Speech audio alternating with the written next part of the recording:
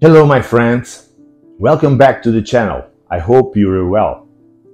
I'm excited to bring you a new series of videos that will touch on an essential topic, the most common diseases that affect our beloved fish.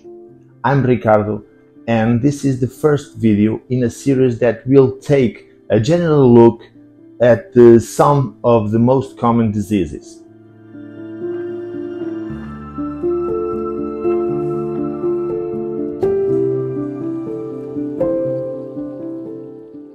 Before we delve into each disease, I want to remind you that this is just the beginning. In the next few videos, we'll cover other diseases with practical tips for prevention, identification and treatment.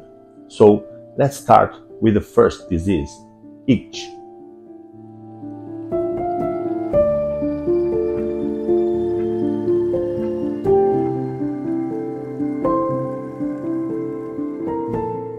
Ichthyophiliasis, commonly known as itch or white spot disease, is a common parasitic disease of aquarium fish.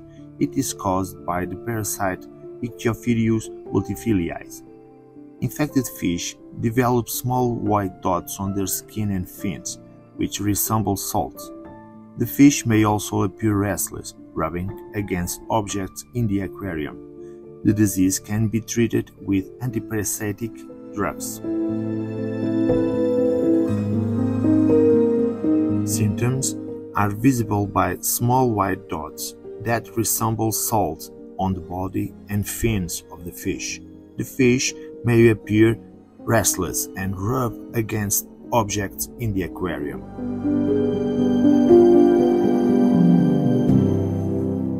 The disease is caused by parasite Ichthyophilus multifiliis, which settle on the skin and gills of the fish.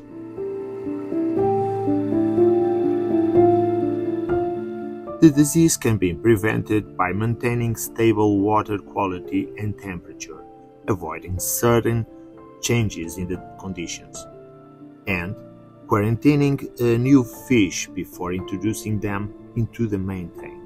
It's essential to treat the entire tank if signs of itch are present.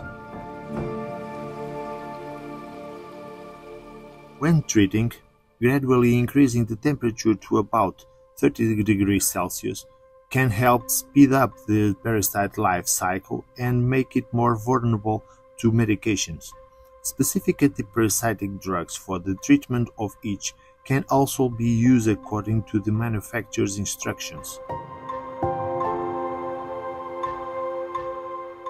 The parasite Ichthyophilus multifiliis, responsible for ichthyophora, has a complex life cycle with three distinct stages: trophozoite, tomon, and theront.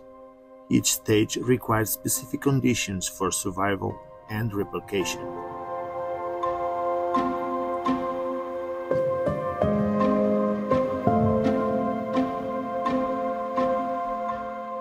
Fungus disease is caused by different types of opportunistic fungi that affects weakened or injured fish.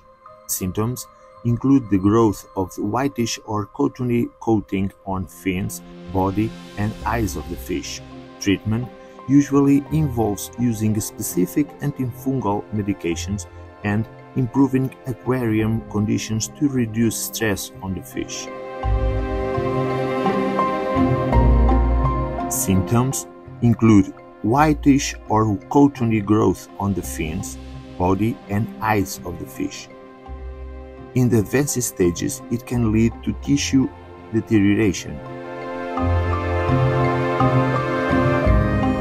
The causers are opportunistic fungi, usually taking advantage of stressed, injured fish or those with weakened immune systems. Avoid injury to fish and keep them in healthy water conditions. Reduce stress and balanced diet also prevent fungal infections.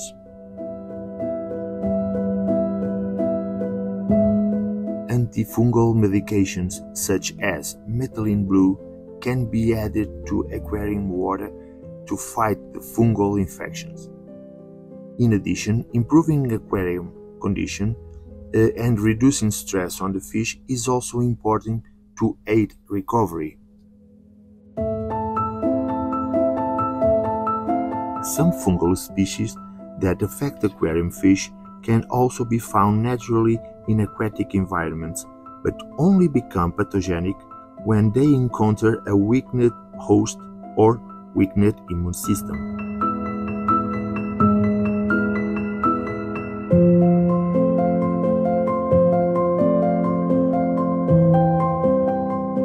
Columnaris is a common bacterial disease of aquarium fish caused by the bacteria Flavobacterium columnare.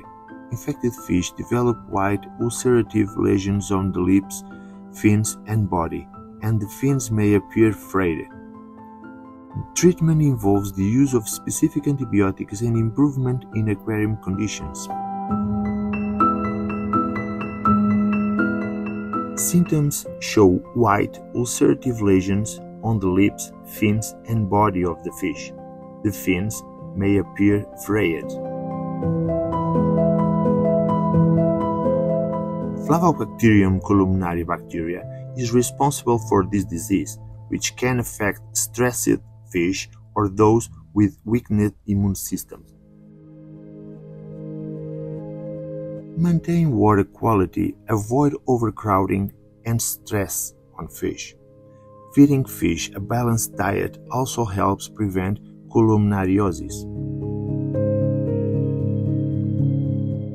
Specific antibiotics to fight the bacteria Flavobacterium columnare can be used following the manufacturer's instructions. Improving water quality and providing a proper diet also help recovery. The name columnariosis came from the column-like shape that Flavobacterium columnare bacteria creates when they cluster in the fish tissue, causing ulcerative lesions.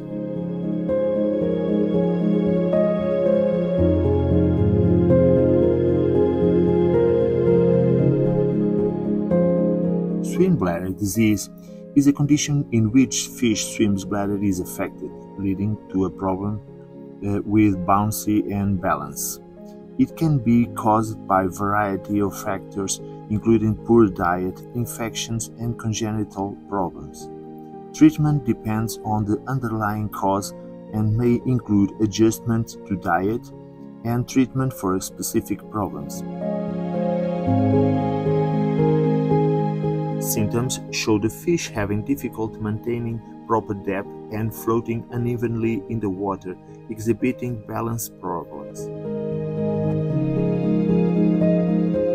The swim bladder can be affected by improper diet, infections, or other factors that lead to problems with the organ.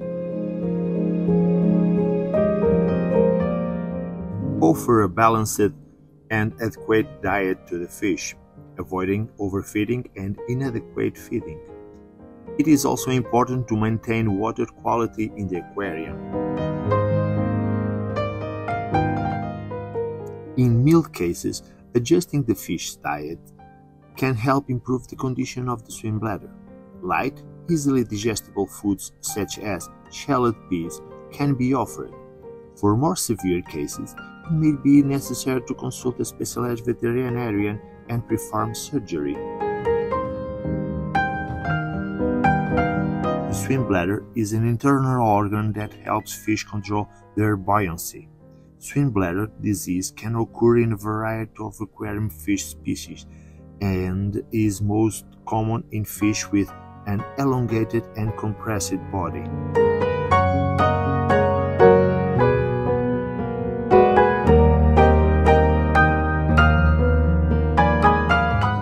Oodinosis, also known as velvet disease, is a parasitic infection caused by the protozoan Oodinium pilularis. Affected fish show golden or brown spots on their body and fins and may rub against objects in the aquarium. Treatment includes the use of specific antiparasitic drugs. Symptoms are seen when the fish has golden or brown spots and may rub against objects in the aquarium. The parasite Oodinium is responsible for this disease, usually affecting stressed fish or those with weakened immune system.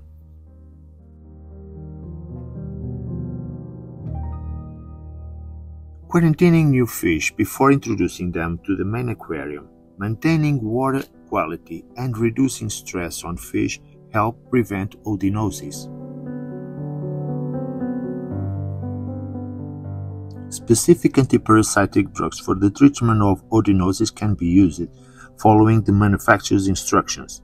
Improving water quality and reducing stress on the fish are also important measures for recovery. The parasite Oodinium is a type of dinoflagellate, which are marine microorganisms that stand out for their ability to glow in the water at night, creating a phenomenon known as red tide in certain circumstances. And there you have it, the first video in our series on the most common aquarium fish diseases. I can't wait to share the next video with you, where I'll talk about another 5 diseases. Don't forget to subscribe, activate the bell, and leave any specific diseases you'd like to know more about in the comments below.